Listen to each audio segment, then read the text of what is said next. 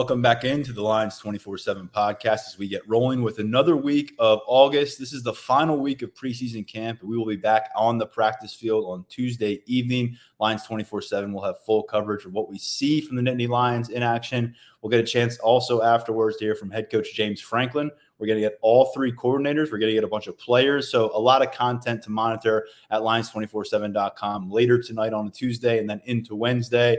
We're going to go big picture on the Big Ten Conference now. You've heard by now, expansion has come. This is a new look conference from coast to coast. Penn State's going to get a good feel for that this season. They're going to host UCLA. They're going to host Washington for the whiteout game. They're going to go on the road in mid-October to Los Angeles and play the USC Trojans. And before we get into some Penn State specific talk, we're going to look at this conference and the new landscape now that we're just about a week and a half away from kickoff with Bud Elliott, a national college football analyst with CBS and 24/7 Sports, and also a co-host of the Cover 3 podcast, which is a favorite of many fans out there. I know we have a lot of listeners who check in on us and check on Cover 3 for more of the national feel. So without further ado, we bring on board Bud Elliott right now with us. Bud, always happy to get you on with us. It's been a little while, though, and we got a lot to catch up on.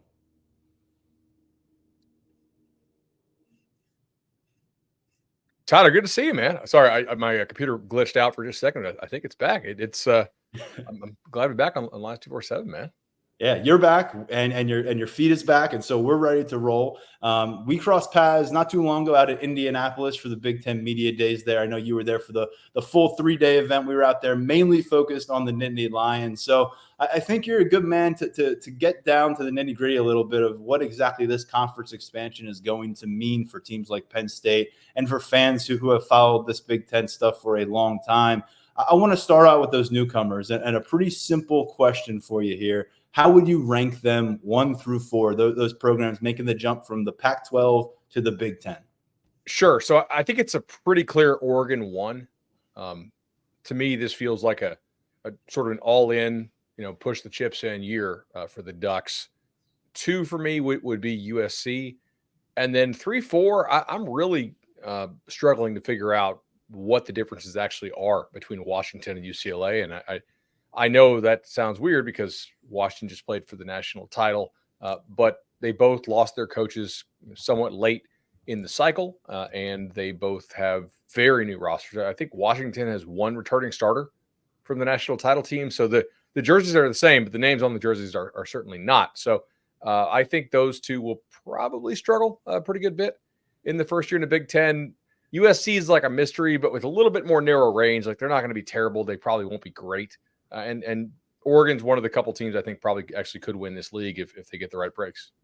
With these 4 coming on board and just with this landscape changing year to year overall with the 14 teams that already preceded them in the conference, how do you view the Big Ten as we near kickoff and its role in college football at large as things continue to change? But more short term, what does all this mean for 2024 in the Big Ten? Sure. So when I look at the Big Ten, I think it is going to be a fairly predictable year, mainly because I don't think that most of like the non-top teams have quarterbacks who can really be difference makers for them in games in order to pull upsets. And in the absence of big-time quarterback play, I think you generally default to height, weight, speed, which is almost always going to be the best rosters out there. I mean, you've done recruiting for a long time. You know just as I do. Like the guys at Penn State and Ohio State and Michigan, the dudes they recruit, they're not the same type of body that Wisconsin or Minnesota recruits. So given that I don't really like the quarterback play up and down the board, but especially down the board this year in the Big Ten, I think that I think the big favorites are going to hold serve more often than not, because it's just, are you really going to beat us by pushing us around? Probably not. And we don't fear your quarterbacks. I mean, so to me, it's really a 4-team race for the title. And I actually do kind of like the Big Ten's chances of getting 4 teams into the playoff for that reason. I think they are largely going to stomp the other teams in this league. I do have some questions about postseason ramifications of conference expansion for you a little later, but getting back to Oregon, because you're one of the many people who have said there's a gap between Oregon and everybody else coming in from the Pac-12 right now, and they're well positioned to challenge the Ohio States, Michigans, and Penn States for that championship. I know a lot of people see Ohio State at the top of that totem pole right now, despite the fact that Michigan is the reigning national champion. But when it comes to Oregon, why do you have that confidence level that they can make this transition and remain an elite squad?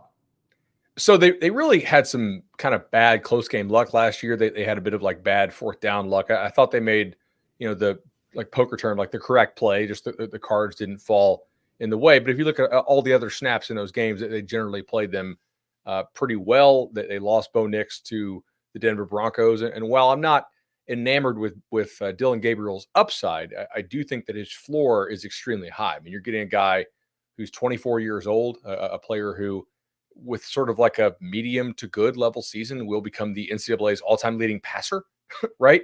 That is an incredibly high floor. You add in an Evan Stewart, who appears to be bought in. I know Oregon loves both of their tight ends. That they brought one to Big Ten Media Day, but apparently they like both those guys. I think they have a really improved defense.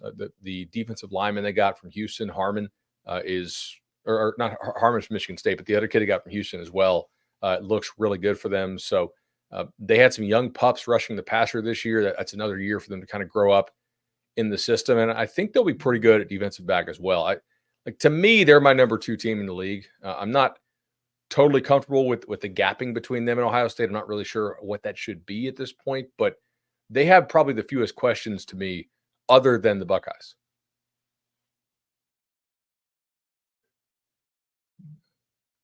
I think you're muted.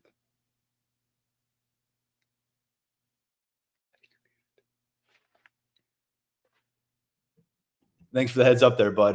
My turn on the glitch there. Let's go over to Ohio State because, I mean, you talk about pressure on a coach who hasn't lost many games. Ryan Day's right there. I mean, the demands and expectations after Urban Meyer left Columbus, we all understand what those are. And when you don't win the Big Ten at consecutive years and that team that you hate goes and wins a national title, however they got there, it's going to rub people the wrong way. And so we saw them seemingly go all in financially, from the NIL road and also in the transfer portal, all different stuff. It seems like Ohio State positioned themselves to be a superpower here in 2024.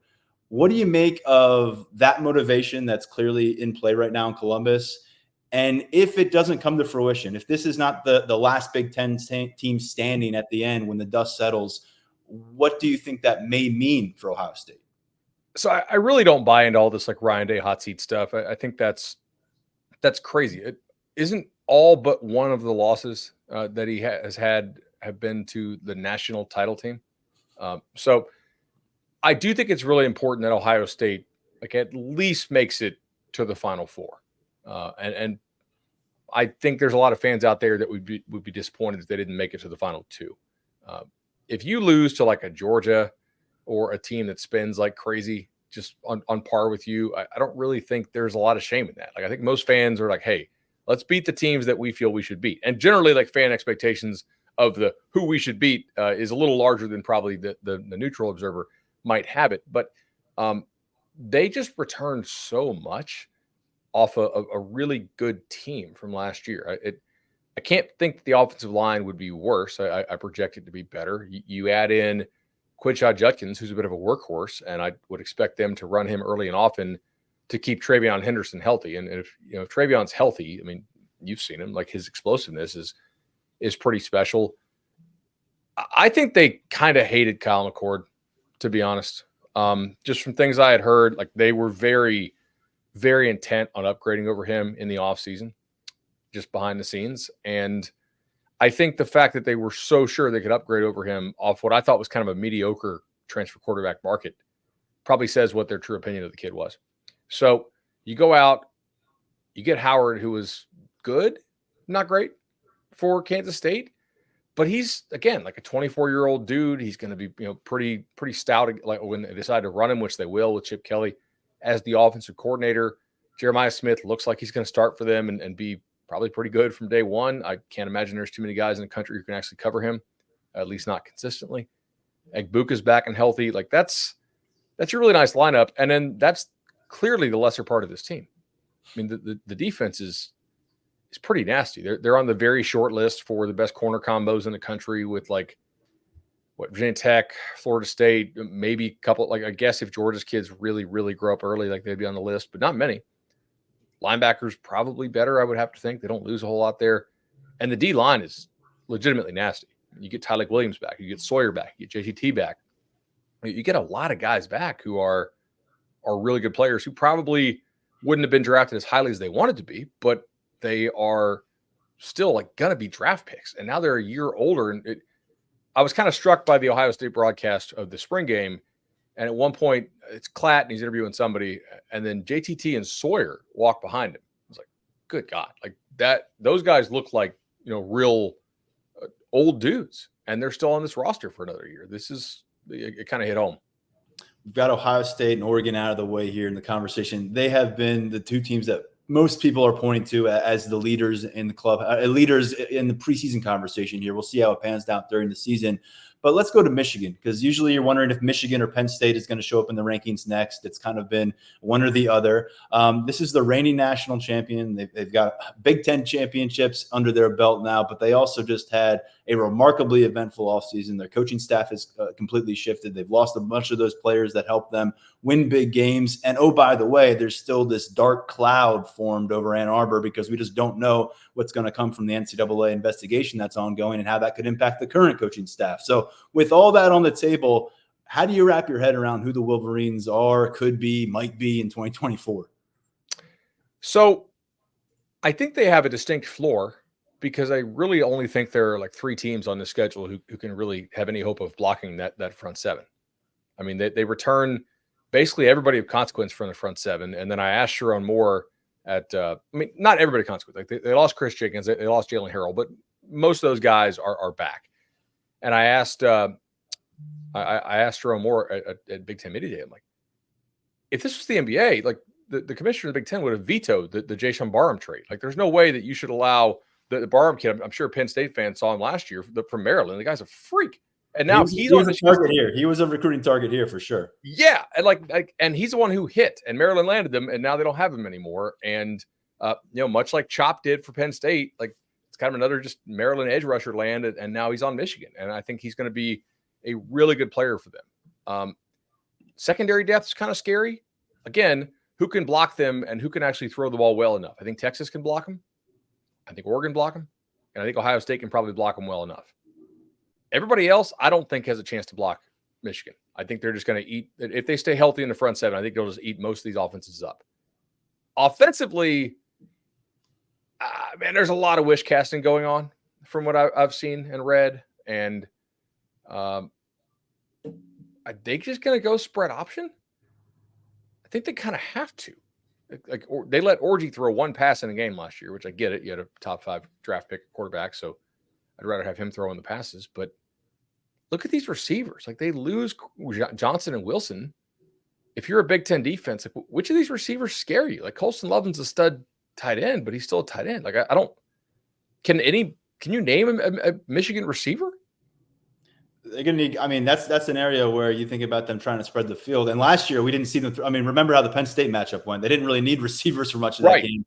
But you're right. In terms of finding a balancing act on offense and with a question mark at quarterback, I think that's certainly a fair question. To me, I'm trying to go 10-2 if I'm Michigan, right? I want to steal one of the 3 games I mentioned, Texas, Oregon, Ohio State.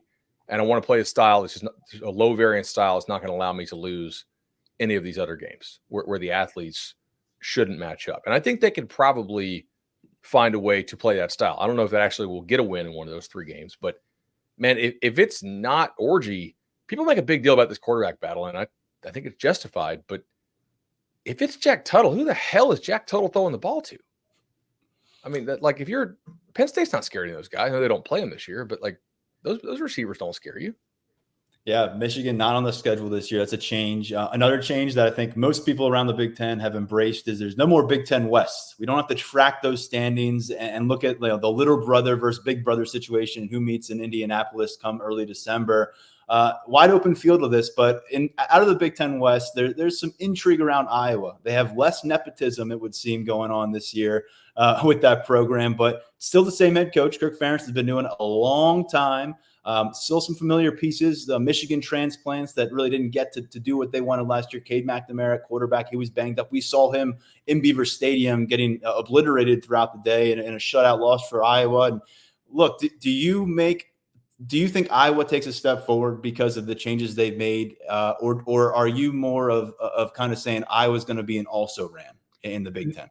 I think they take a step forward. Ferentz was extremely complimentary of the offensive line at Big Ten Media Day. And so I do take note of that because he's an offensive line guy. Their receivers won't be worse. I think the quarterback situation is way better. I know what the stats were from the scrimmage, and I am not a McNamara believer at all. I would rather they kind of just rip the Band-Aid and go with Sullivan based on what I saw from Sullivan at Northwestern. But I mean, Sullivan was 63% at Northwestern, 99 attempts, 63 completions. So not a huge sample set, but that's way better than what Deacon Hill gave you. Like Deacon Hill was unplayable. And I actually bet some Iowa 16-1 and 14-1 to make the Big Ten title game. And if you are a fan of kind of one of those top four teams, you have to be a little bit worried about this scenario. All right. Their Big Ten games are at Minnesota, at Ohio State, host Washington, which lost everybody, at Michigan State, host Northwestern, host Wisconsin, at UCLA, at Maryland, which is late in the year and Maryland doesn't have much depth, and hosting Nebraska. There's a real chance they go 8-1. I don't know if they will go 8-1, but there's a real chance they go 8-1. If everybody else beats each other up just a little bit, you could easily have 9-0 Ohio State, 8-1 Iowa, everybody else 7-2. It's like, really? Like we have Iowa in the Big Ten championship game again. Because you said the Big Ten West is gone, but it's not for Iowa. They still have a Big Ten West schedule. Yeah, that's a great point. It's a very valid point, and kind of leading into that train of thought overall. Who's real? Who's legit? All that. Who are your overrated and underrated teams? If you got to pick one to fill that slot for the Big Ten Conference, who's overrated and who's underrated? So relative to the current hype. So we did our Big Ten win total show. I'm under on Wisconsin. I'm under on Nebraska at the current price. I think banking that Nebraska goes 9-3 is a little nuts. And I kind of think they're a little more 7-5 than 8-4, but they haven't made a bowl in like a decade. Right. So can you go 6-6? Can you go 7-5 first? Perhaps that would be good.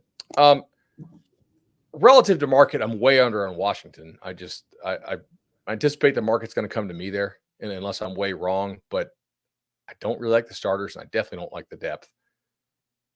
I'm a little higher on UCLA. I think UCLA has got a top 5 receiving core and maybe better in this league.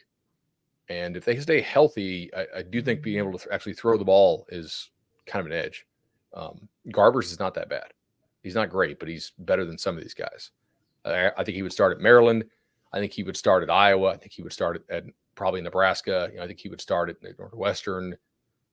Purdue's not bad with Card. But there's a lot of schools. Would Garber start for Michigan? I think so. So, granted, I say that without having seen Orgy, and they may just want to run a totally different system with Orgy, but a little higher on UCLA, I guess. Okay. General Big Ten presence in the college football playoff. And now that it's 12 teams and now that there's 18 teams in this conference, you mentioned you think 4 is a realistic possibility. Ultimately, is that what you're projecting, that 4 teams from the Big Ten make up 1/3 of the college football playoff format later this year? Or do you think it's more likely that 3 and then a 4 could be kind of a luxury because the team did the right thing at the end of the season? I think 3 is probably somewhat more likely than 4. One of the reasons, and granted, a lot of this is going to come down to the concept of bid thieves, to use the college basketball tournament parlance.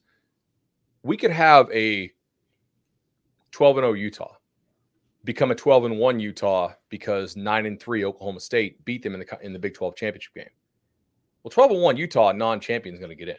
So that is going to steal one of the previously perceived as open at-large spots, right? If Utah holds serve, 9-4 Oklahoma State's not getting in. So, same thing in like the ACC. You could easily have Virginia Tech be 11-1 make it to the ACC title game, because if you've seen Tech's schedule, it's pretty easy. They get beat by like a Miami or a Clemson or a Florida State that maybe didn't have a great year but got their act together, and they're the better team. 11-2 Hokies are going to get in, right? Most likely. So a lot of it depends on how many bid thieves occur in the ACC and the Big Ten. It also really depends on the Irish. I think 10-2 Notre Dame is most likely in, but not 100% in. I think 9-3 Notre Dame is almost certainly out, just because the schedule is pretty weak this year, and they're an underdog now to start the season at Texas A&M, which is my next point on this. If the SEC just whomps everybody in the non-conference, they're probably going to get quite the benefit of the doubt, and they're 2 touchdown favorites over Clemson right now.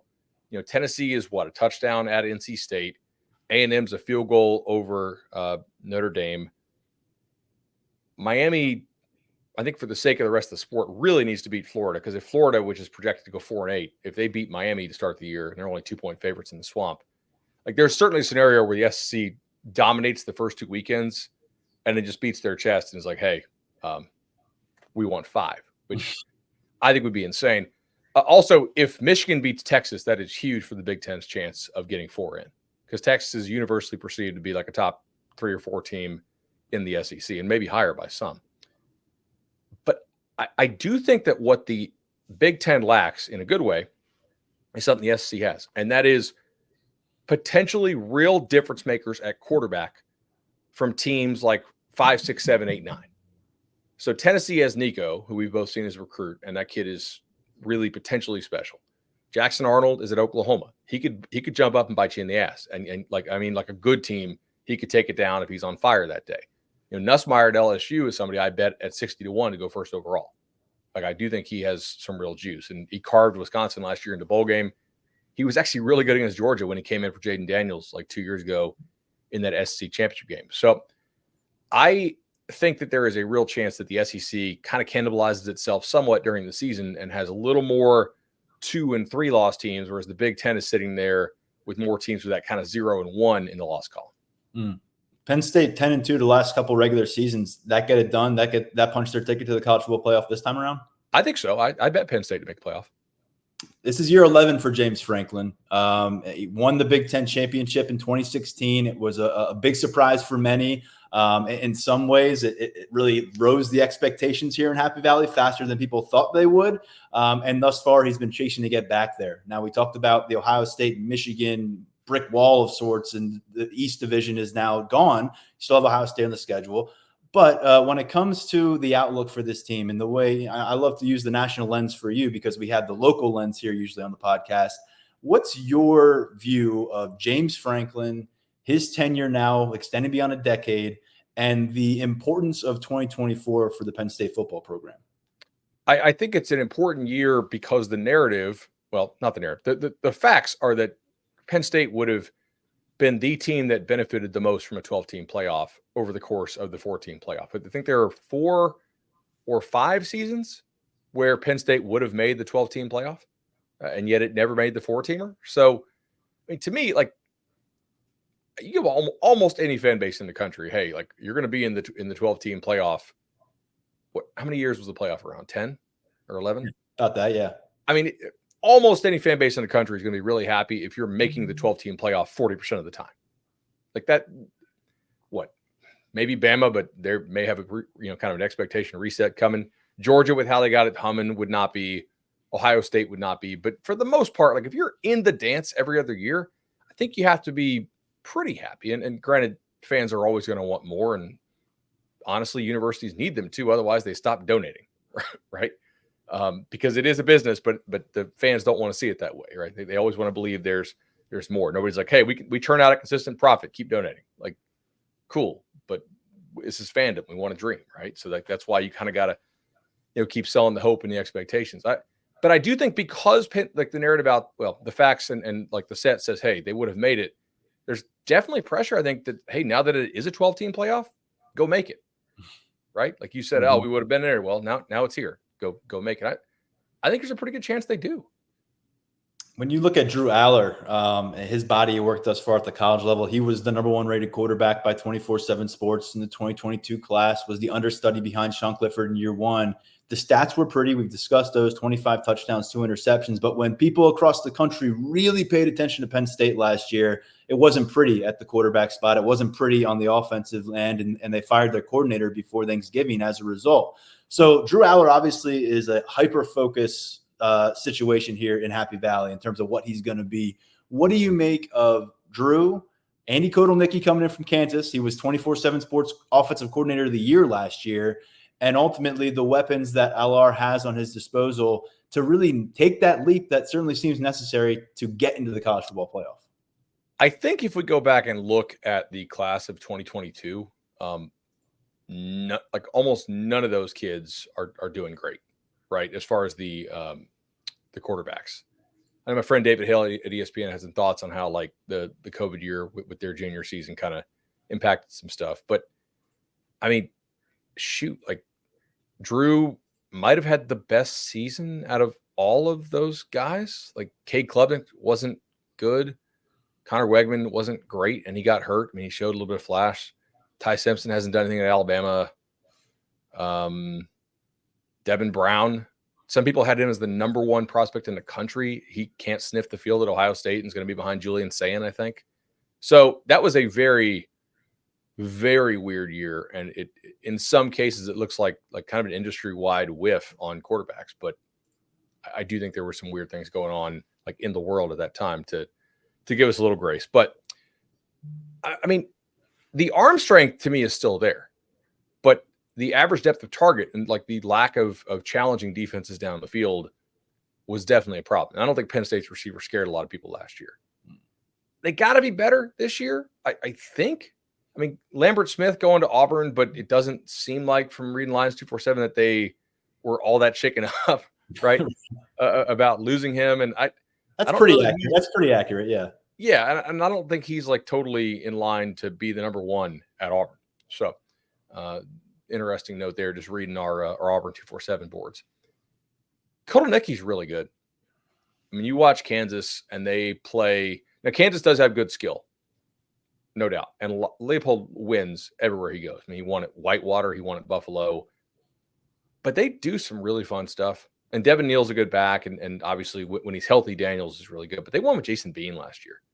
Like, Jason Bean is like a slot receiver. He can't really throw.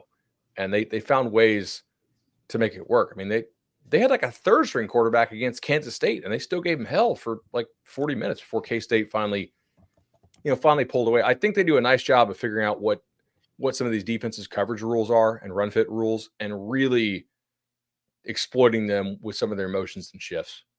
It's not something we're like, oh yeah, it works every play, but I do think they create explosives by breaking your coverage rules. Like in a very, like Lincoln Riley does the same thing, but it's a very different way of doing it.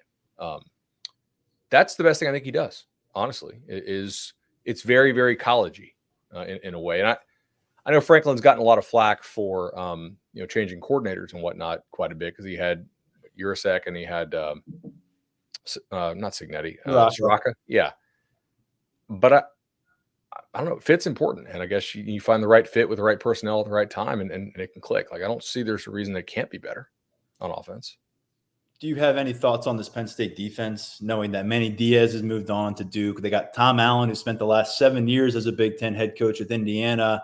And then they did lose some significant NFL talent during the spring, but they have some changing pieces of their own. Abdul Carter has been a big talk of the town around here because he's going to play defensive end and linebacker, it sounds like.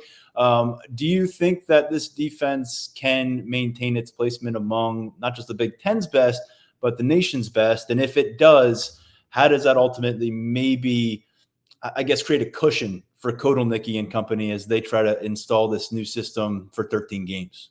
So I have it slipping a little bit just in my numbers. Maybe I shouldn't, but for a while last year, I had him as like a top 4 defense in the country.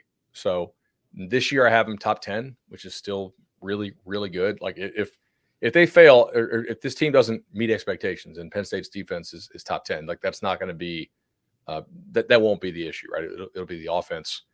There's a lot of names on here that I liked as recruits that I like where they are in the projected depth charts that I read. So like from that standpoint, it's like, okay, cool. That guy had upside. He appears to be matriculating and developing through the program. I do generally trust Penn State's player development, especially on the defensive side. They seem to have a good feel for what they are. Like they go and get physical attributes that they value. Like, okay, we need this, we need that. We don't want to accept this flaw from this guy and this flaw from that guy because that doesn't fit in what we want to run. And I think Tom Allen's actually a really good coach. So it'll look different. They probably won't just blitz from everywhere all the time. But I think they will be a pretty sound defense. And I mean, how many teams on here can really, really score on them? Some certainly, but they should, I don't know, they should romp the last 4 games of their schedule for sure. So like if they are in playoff contention, they should hit their stride in the month of November. Like let's say they're 6-2, basically right after Halloween at the Ohio State game. I mean, Franklin is somebody who knows the point spread, or at least plays games like he does. If you saw the West Virginia game last year, you certainly know he has a reputation for that as Vanderbilt as well. He will run it up. He understands how the media works too. So I think if Penn State can get to 6-2 right after Halloween, I think they're going to destroy Washington, Purdue, Minnesota, Maryland to be like, hey, like we're really hit our stride. We fixed a couple things. Boom, boom, boom. And you go out, you win a couple games by 3 touchdowns plus. The committee takes note. Do you have any thoughts on their opener? This is the Fox Big Noon game Saturday, August 31st against West Virginia. It's a It's a matchup that we saw take place in Beaver Stadium last year in the opener. Pretty sound win for Penn State when it was all said and done. They got a late touchdown to make sure the spread was covered as well. What's your interpretation of this matchup? Because West Virginia, to their credit, played much better during the course of that entire season than a lot of people thought they would. Yeah, so this opened 11 or 11 and a half, I think, in the offseason. That felt a little high because, like, I think if you play at midseason and Penn State's offense is clicking more, but that's got to be the worry, right? That maybe there's some kinks in game 1 that had this game a little bit closer. West Virginia is a pretty sound team.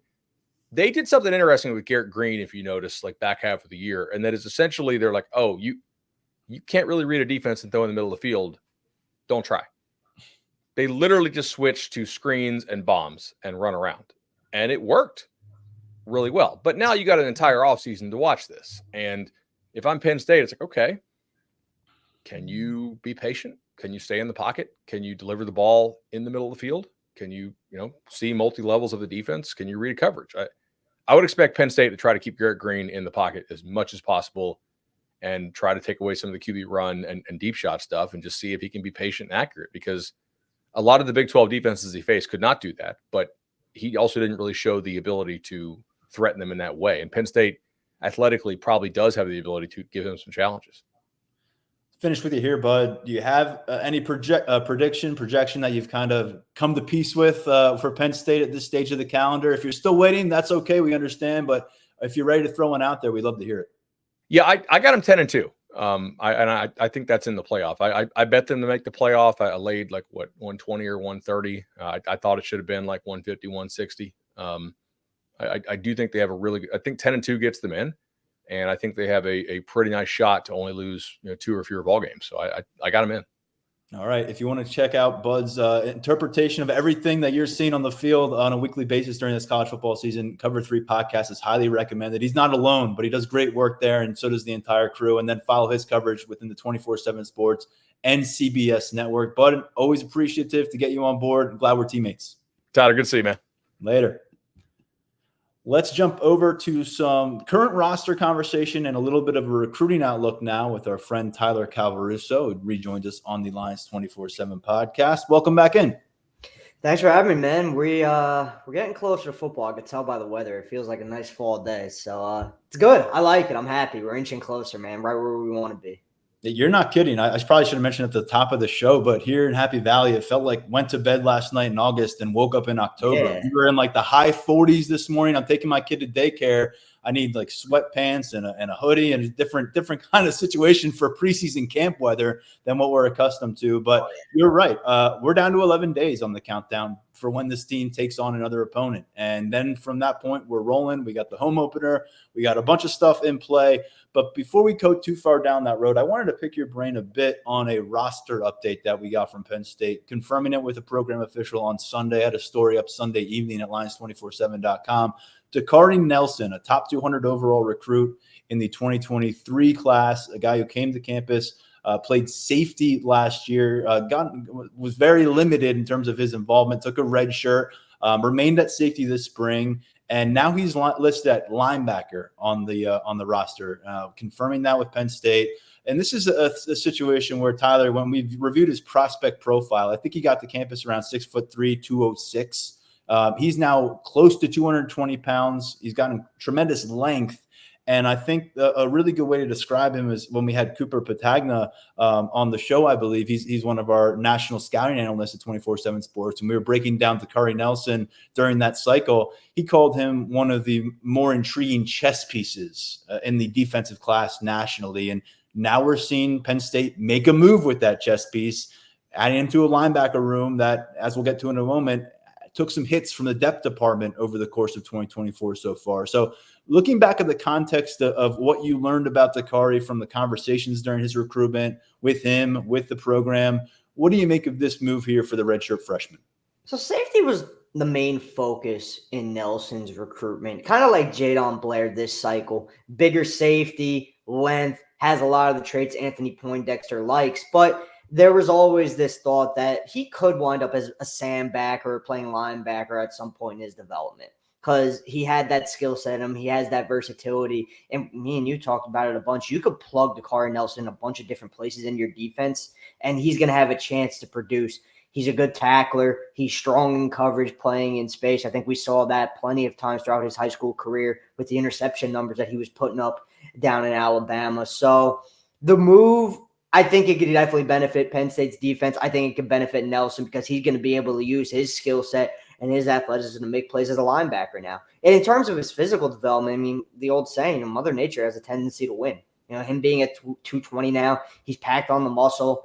So there were plenty of people who thought he could grow into that linebacker frame, and he has indeed grown into a position to suit up at linebacker for Tom Allen. So it's an intriguing move. I think it's a good move for Penn State, and I think Nelson has plenty of talent to contribute for Penn State at the position. We're going to have to see where things go now that he is focusing on linebacker. But, you know, when news of that came down, it didn't surprise me because I think he has it in him. And it was a part of the conversation during his high school recruitment. Even though safety was the focus, I think they're in the back of people's minds that remained in place, that that linebacker could be a place for Nelson at some point. We were checking in on this situation in the spring, really through the summer. I'll be honest with you, just a few days ago, I was refreshing the roster to see if he was showing up at linebacker, and lo and behold, this is the move that's made. Part of it is because of the physique. I mean, we've talked about it with Takari Nelson, and it was inevitable that he was going to end up at the second level. He talked quite a bit on our podcast before he enrolled about his comfort level playing in the box and his feeling like he could really be a versatile component for a college defense and being open to different avenues toward playing time. And you'd imagine that Takari Nelson, after taking a red shirt last year, barely sniffed the field on defense in the safety room. You got your top three safeties back this year. You've got Lamont Payne making the move from cornerback to safety. They brought in a freshman class that they really like to that safety room. So the competition isn't any less in that group this year. And so when you think about maybe how can this guy get on the field for a year two player, well, now you think about what's going on at linebacker. Kavion Keys, your developmental player of the year last year as a freshman on both special teams and defense, was dismissed from the university close to a month ago. Then you got Keon Wiley, somebody that we expected to see quite a bit on the field this fall. Well, right now he's sidelined coming off of a spring injury. And then Abdul Carter, of course, you're starting will linebacker for the last couple of seasons, an all Big Ten presence in that room, is shifted focus to defensive end. And we know there's a caveat here. It's going to be a week-by-week case with Abdul Carter and what this coaching staff sees as the best way to maximize his role on the field, whether that's at linebacker, whether that's as an edge rusher, or both over the course of a matchup. But you can't count on him being there constantly at linebacker like you could last year. And then you throw in the fact that Curtis Jacobs is a Kansas City Chiefs rookie after starting the last 3 seasons, and you're left with some questions about who's going to play and how much. Tony Rojas, Kobe King feel like the two leaders in this room. Dom DeLuca is going to play a bunch. And then you've got Tyler Elsdon, who's a veteran piece, and a Tamir Robinson, who's a second-year player trying to make an ascension. And then you've got 2 freshmen, and Anthony Specca and Kari Jackson. And it just feels like, unlike safety, Tyler, you work your way toward through that conversation about who's ready to play week 1 and who's ready to play in September. and it gets a little bit more, I guess you could say, walking on thin ice in terms of what you're comfortable with. And the question becomes, how fast can Dakari Nelson show up and get on the field and make an impact at linebacker? But when you kind of project him there, we don't know what it will look like yet. We don't know what the frequency will be. What do you see in kind of thinking Nelson at linebacker? I think one thing with Dakari Nelson in terms of getting acclimated with the position and what it takes to play linebacker at a Big Ten level, he has a high football IQ. That was something that came up throughout his recruitment. So he knows the game. So I think he should be able to take on the responsibilities of playing the position and what exactly that entails in Tom Allen's defense. I don't think that's going to be, obviously there's going to be some difficulty with it, but I don't think that's going to be something that overwhelms him or keeps him off the field, because the physical talent is in place. It's just going to come down to him picking things up, getting used to playing a different one on a different part of the field. You know, he's used to playing line up in the back end of the secondary. Now he's going to be coming down in the box with far more frequency. So you're going to have to be playing in space in a different capacity. That's something that he's going to have to get used to and that's an overall adjustment. But I think the opportunity is there for Nelson to crack his way into that rotation at some point. It might not be one of those deals where he takes the field at linebacker his first day, working the position full time, and he blows everyone away. And, oh, wow, he's going to be on the two deep right off rip. You know, it might take a little bit for him to get comfortable, and that's to be expected from a position change. But I think I just go back to the tape from high school and all the feedback I think we've received regarding Dakari Nelson since he arrived at Penn State about who he is as a player, his physical strengths, his strengths as an overall talent with his coverage ability and tackling ability and the ability to play down in the box with a certain level of comfort. I think all of that goes into a future where Nelson can be an impact player at linebacker. Again, is he going to be playing a ton of reps week one at West Virginia? You know, he's going to have to work his way into the equation. But I see a future where Dakari Nelson is playing linebacker at Penn State at an impact level. And again, the opportunity is definitely there. I think, you know, he could slot in a situation where he's ahead of some of the younger guys on the roster right now. They might have more position familiarity, but his talent, his athletic upside, and who he is as a player, if he gets acclimated quickly, I think he could rise up. Yeah, the door is open for him to get a two-deep role this fall if he can get there and get that confidence level from the coaching staff. And this is probably a conversation we'll have more of on the practice field later on Tuesday, because this is our first chance to really speak with coaches and players about Nelson's transition since that became public. He was a 3-time All-State selection at Selma High School in Alabama. As I said, a top 200 overall recruit from 24/7 Sports rankings, 72 tackles, 7 interceptions, and 3 defensive touchdowns as a senior there at Selma. He was one of 2 top 24/7 safeties who made the move to Penn State last year. The other was King Mack. He's now down in Alabama. But as I said, there's a little bit of a backfill happening with that safety room because second-year player Lamont Payne, who started at cornerback, is now at safety. So that's a room that's in good shape without Nelson, and it would have been in good shape with Nelson in that room too. But I think linebacker, the depth is a little bit more magnified right now at this moment. And we'll see if Dakari Nelson can be a solution. Looking ahead to this season, not from a Penn State football standpoint, because we'll do a lot of that later this week. You're going to hear from Mark Brennan and Daniel Gallen. We're going to give kind of our final thoughts, wrapping up preseason camp, taking a look at our projected depth chart, and a lot of things about Penn State's 2024 season as we finish up camp. But how about the commits and their senior seasons, their last chances to impress, to make progress before they come to campus and become Penn State freshmen? And I asked you, and you had a story up, so it was a pretty easy ask of you to come up with a few of these commits in the 2025 class. That's close to 25 commits total now, and tell us why you're specifically intrigued by the games they have upcoming.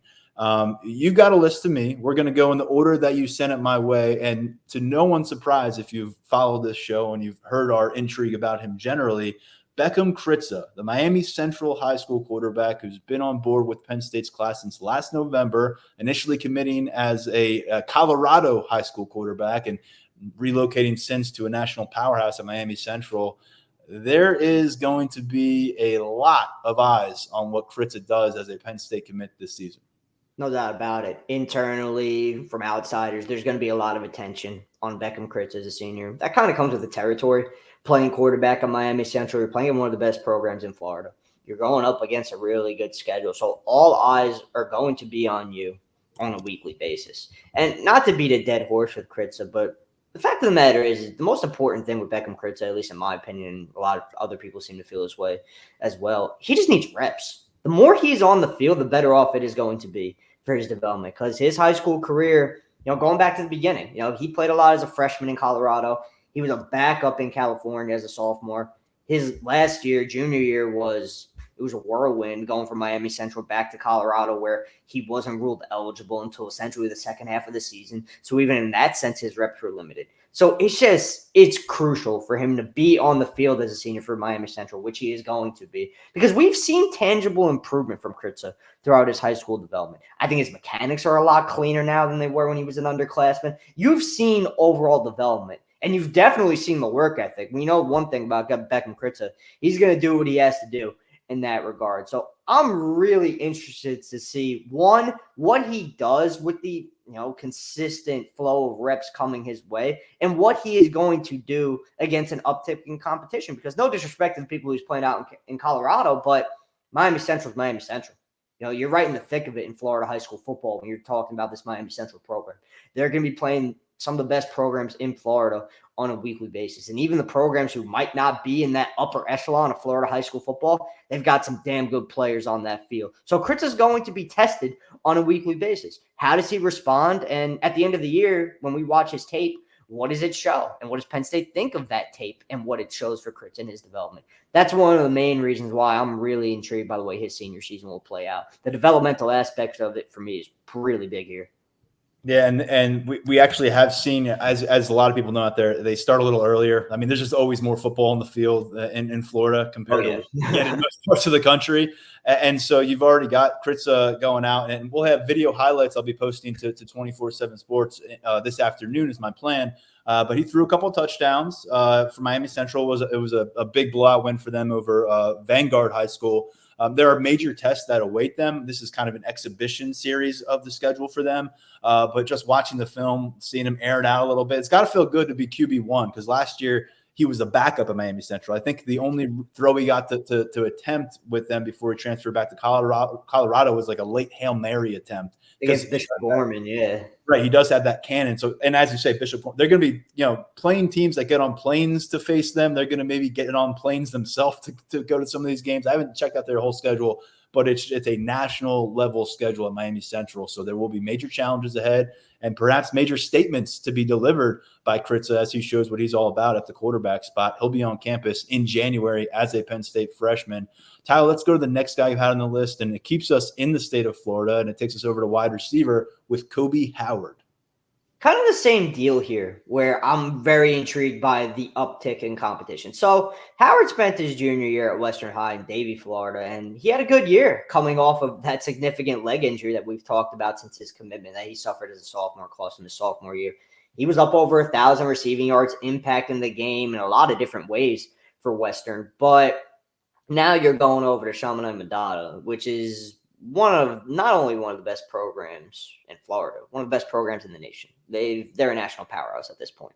They just go look at that roster. They're loaded with talent. They got a 5-star running back in Derek Cooper in the 26th class. Just so much talent all over the field. I could go on and on about that. And Chaminade Madonna, they play a loaded schedule. You are tested on a weekly basis. So there's that part of it. The other part of it is Kobe Howard is stepping into an offense where last year they were featuring Jeremiah Smith, who's at Ohio State now at wide receiver, and JoJo Trader, who's at Miami, and he's going to be a big part of that offense, and Coral Gables at wide receiver. So you have to make up for the loss of those two uberly productive players. I mean, everyone knows who Jeremiah Smith is and Penn State's involvement there. I mean, he's going to be a hell of a player at Ohio State, and, man, his high school tape was miraculous, and he was a huge part of Chaminade Madonna's success last year. Kobe Howard is going to be counted on to produce in a similar realm. So how is he up for that task?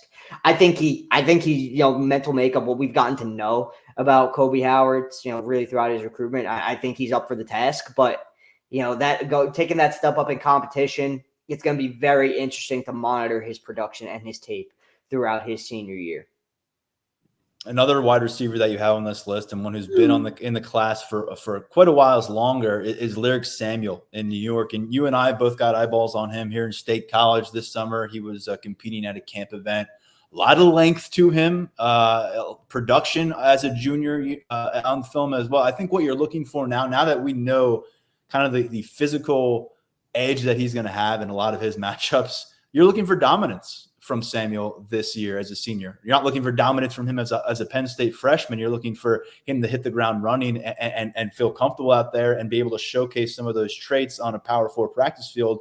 But at the senior level, at the high school level, as a senior, with what he's got kind of for a track record, I think you want to see Lyric Samuel go and clearly be one of, if not the best football player on the field week to week to week. Yeah, I want to see that, and I want to see that arrow that has been pointing upwards remain in that direction, because he's on the right track in his development. There's no doubt about that. He's faster. He's been getting faster. He's coming along physically. He's got that catch radius that he just oozes potential, and I want to see what he can do as a senior. I'm actually hoping to be able to get the chance to see him in person, because Erasmus Hall is going to be playing St. Joe's Prep this year. He's going to be going up against one of his future teammates in State College now, Cam Smith, at linebacker for St. Joe's Prep. So I'm hoping to get out to see that one, see Samuel in person. I got the chance to see him in a camp setting in May at Under Armour camp, and he looked good that day. And I think that where he's at in his development, I've got to believe he's going to have a big senior year. And I think that where he's at in terms of, we talk about him being a little bit on the skinnier side and having to fill out and all of that stuff. He's still growing, but the speed is where it needs to be. We know he could be a legit vertical threat in that Erasmus Hall offense. So I'm looking forward to seeing more of that from Samuel as a senior. And I definitely want to see him assert himself on a weekly basis as that guy on the field, because I think he has that level of talent. I think we both agree on that. There's no doubt about that. I know the Penn State staff agrees, because they love Samuel's upside. And I'm intrigued to see if he's going to, bring that to the table as a senior. He's definitely going to be productive. So we got 2 of the 3 wide receivers on board that I mentioned here. The other is Jeff Exeter Jr. out of Maryland. And then you've got Matt Henderson, another pass target in this class, but at the tight end position. And this one is a pretty obvious one, because he has been playing essentially wide receiver, very productive, garnered a lot of offers. But when we're talking about his Penn State future, it's going to involve blocking. And I know seeing him in the camp circuit this year with Ty Howell, there weren't a lot of balls being thrown his way for much of those afternoons. It was a lot about technique, fundamentals, driving your opponent down the field, contributing in the run game. And so that's the next step. He's a guy who's put on some pounds. More will need to come on between now and when he arrives, which I believe he said is going to be next summer. So why is Matt Henderson on this list for you?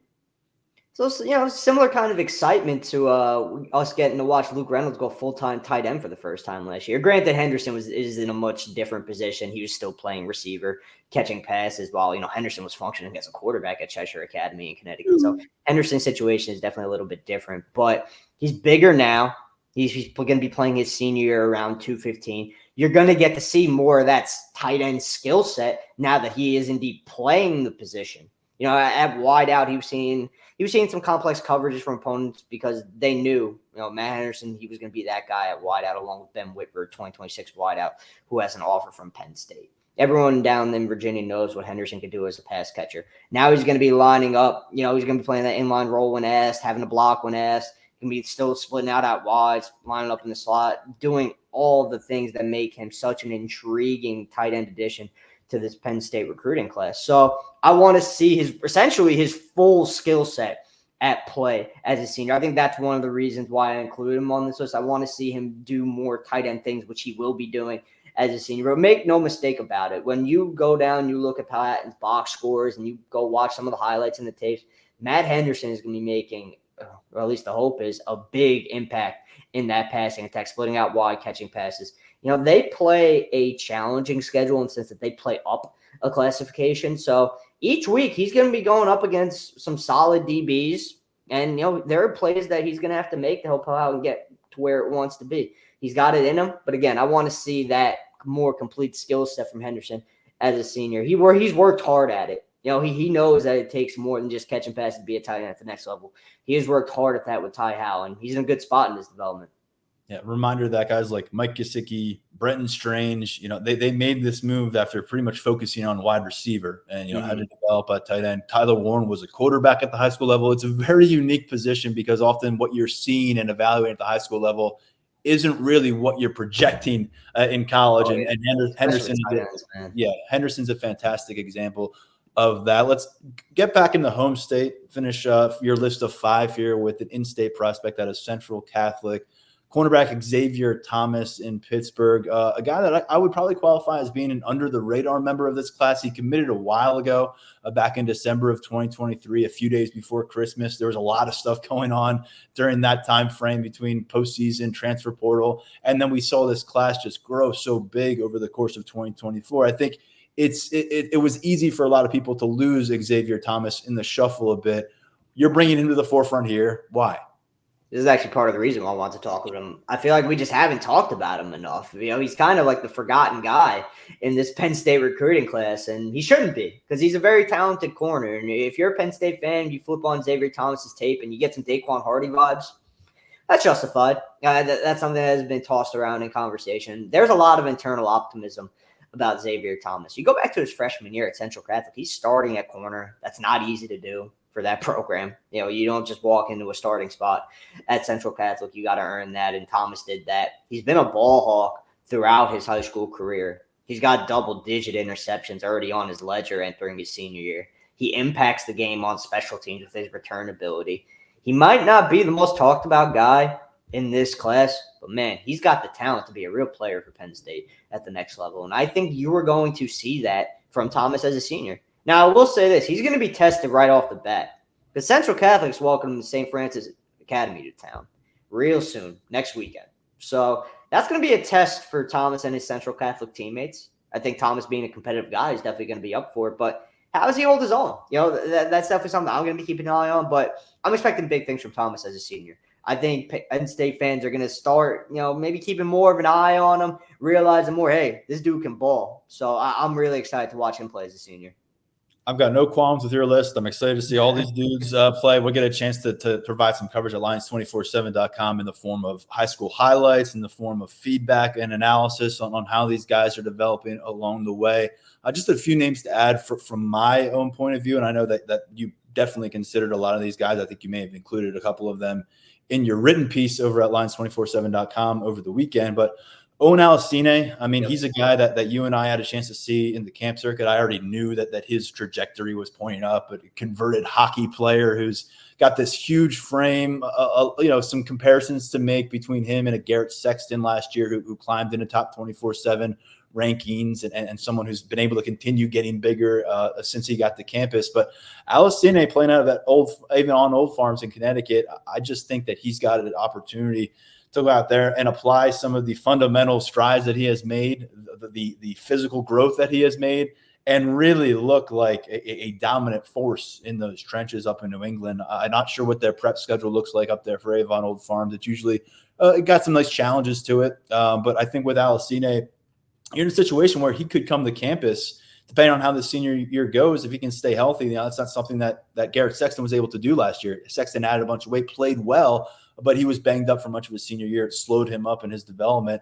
If you can have Alicine roll through his senior year, continue to gain that confidence, feeling comfortable and coordinated, playing with those extra pounds, I just think there's going to be a real chance for him to get to campus and be someone who's functionally prepared to compete as a freshman. Maybe not on Saturdays as a first or second teamer, but really do good work on the practice field and kind of add to the swell of young talent that they've developed at the tackle position. I would also stay in the trenches and go back to Miami Central. I think Randy Adarica, when you look at where guys are ranked right now in 24/7 sports, he just seems glaringly low for where I think he's going to perform this year. He's a 3-star. I think he's outside of the top 100 overall for defensive linemen. And so if he can excel again, maybe take another step forward there for a program like Miami Central, that offensive game plans are going to have a target on his back based on what he accomplished as a junior. So I think he can be a real force in the backfield and be a guy who can surge in those rankings as we get another evaluation on him. And the last name I'll bring up is the latest addition to the class, Cameron Smith. Linebacker, St. Joe's Prep in Philadelphia. You want to get in a good spot with St. Joe's on an annual basis, but this could be a nice start to getting things going in the right direction with them. I just think, did we get a full look at Cameron Smith and his full capabilities last year with St. Joe's? Because it was year one of transitioning from a public school in South Jersey. That's a big jump that you're all of a sudden sharing a locker room with a lot of other Power 5 guys. And, it's a different standard in place there at St. Joe's Prep. And so with a full offseason under his belt with that program, guy who's now made his college decision, flipping from Duke to Penn State, does he go out there and really light it up as one of the faces of that St. Joe's squad? Because they are often considered one of the premier programs in all of America at the high school level. So to me, if you can have a guy representing LBU, I already talked about it, what it's going to mean for them to be able to send, James Franklin or Tom Allen and go stand on those sidelines of Philadelphia and, proudly know that one of those players in the St. Joe's uniform is going to be in your uniform the next year. They haven't been able to do that for a long time. I think the same rate, if you have a guy playing for St. Joe's in the heart of their defense, lighting it up, representing the Penn State brand as well, there could be ramifications to that extend beyond Cam Smith. You want to see him have a great season, but I think if you have one of the figureheads of St. Joe's Prep wearing that Penn State logo and looking the part, that could lead to a bit of a domino effect for Penn State within that St. Joe's locker room. And that's something that the Nittany Lions fans out there who've been trying to make inroads there should be very happy about if it comes to fruition. Yeah, I'm in agreement with all of those three, really. It's really with Aderica. I mean, I think if he was maybe like an inch or two taller, he'd be even higher in the rankings. I think we're talking about an elite prospect who's just a tad taller because I love his game. I do think that his senior year, what he puts together, I think he's got a chance to rise. I actually think there are a bunch of guys in this Penn State 25 class who have the chance to rise in the rankings as seniors. Alex Tesh could rise. He's already on the cusp of 4-star status. LeVar Arrington could rise, another guy who has that 89 rating, so he's right on that 4-star brink. Tyke Hayes from Aliquippa in the backfield there. I think he's got a chance at the big senior season to maybe work his way into 4-star status. Jabri Wallace-Coleman's already a 4-star guy in the composite. Maybe he could work his way into 4-star status on our end. But yeah, there are a bunch of different ways we could have gone for this discussion. We could have talked about the majority of the class, really. But yeah, those three, they definitely stand. With Cam Smith especially, I think you bring up a great point there. Going from Salem High in South Jersey, where you're playing Group 1 football, you go to St. Joe's Prep, you're playing a national schedule. That's a jump, man. I don't care how talented you are. That's definitely an adjustment. So I think year two, you're probably going to see more comfort from Cam Smith. I think that could definitely lead to an uptick in production.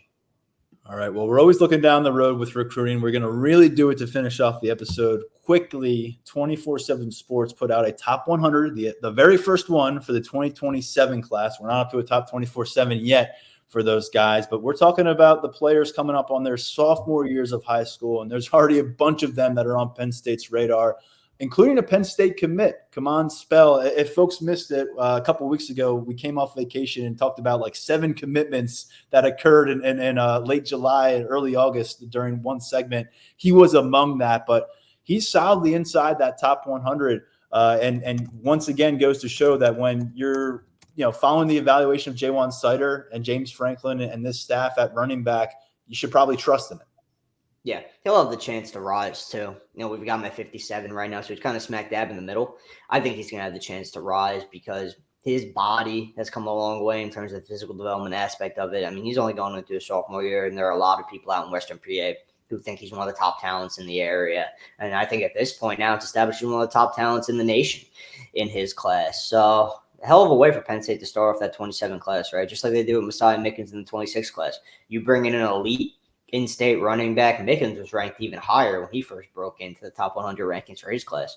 He was at 30, Spell's at 57. I'm going to be honest, it wouldn't shock me if Spell winds up finishing ranked higher in his class than Mickens does in his class in the 26 class. I think Spell has that kind of upside. The more I watch his tape, the more I look at his measurables and his testing numbers, I think the sky's kind of the limit for him, man. His sophomore year at McKeesport is going to be very interesting. He's going to be the focal point of that offense. So if we're talking about underclassmen, I'm intrigued to see among the Penn State commits, Spell might actually be at the top of the list. Yeah, Spell right on the fringe of the top 50 recruit right now with 1 year under his belt at the high school level. And before the rankings even got there, the offers had found him. Penn State picked up the commitment, of course, August 2nd. from the in-state running back, but Florida State, Michigan, Michigan State, Pittsburgh, West Virginia, and Wisconsin were among other Power 4 programs that did not hesitate to offer him based on one season of high school work. 2 offensive linemen appear in the top 100. In fact, both are in the top 50. Maxwell Hiller, another in-state player, and then down in Delaware, a guy that we've become very familiar with because he showed up to like 3 camps in State College this summer, Leighton Von Brandt.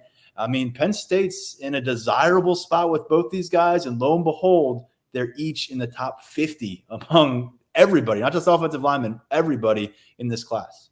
Yeah, it's still really early. I think that goes without saying, but Penn State's going to have a real chance to land itself 2 elite bookend tackles in this 27th cycle. I truly believe that, especially with Hiller.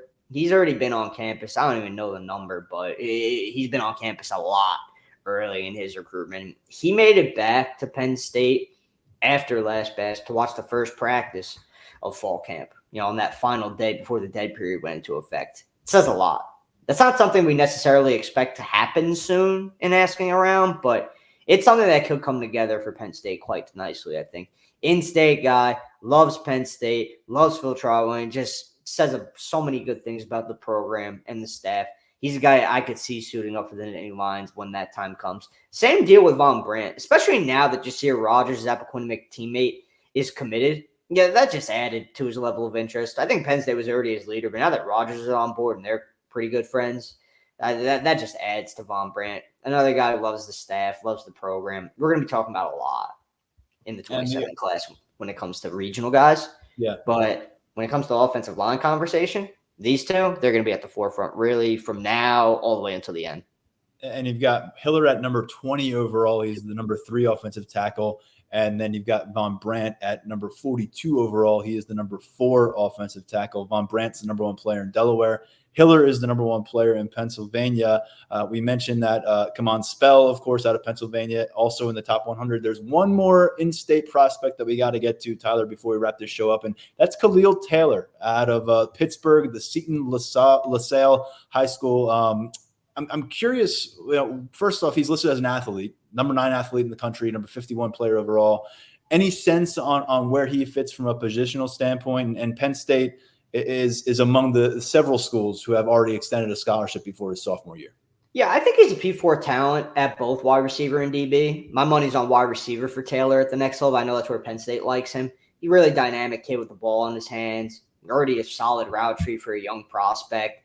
Fast. He does a lot of really nice things at wide receiver. So if I had to make a projection on where he lands next level position-wise, wide receiver, I think it's the safest bet there. And he plays for a Seton LaSalle program that is definitely on the come up in Western PA and Pittsburgh. So keep an eye on Taylor. Keep an eye on Seton LaSalle this upcoming season. I think some big things are lying ahead for them. But with Taylor specifically, Penn State's put itself in a good spot there early. Terry Smith doing Terry Smith things out there. So that's, essentially to be expected. Taylor has had a ton of praise for Terry Smith early in his recruitment. So he's going to have the Nittany Lions high on his list moving forward. I know Rutgers is another program that is standing out to him early on. So a little bit of a regional flavor here to this one in the early stages.